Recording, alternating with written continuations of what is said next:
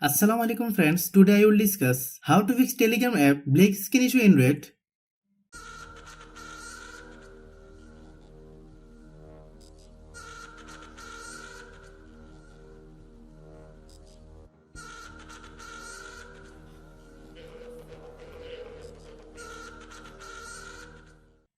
Click settings.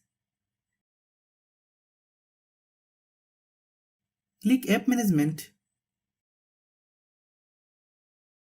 Click app list. Click Telegram.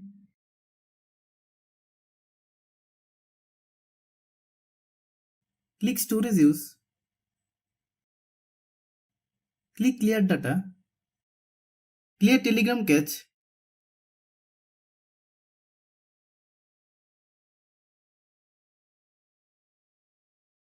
Clear local database.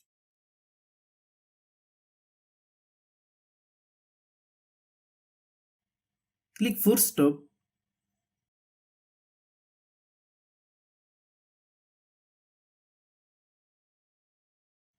Then open Google Play Store.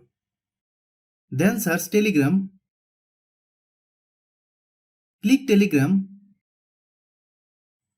If you get any update, please update.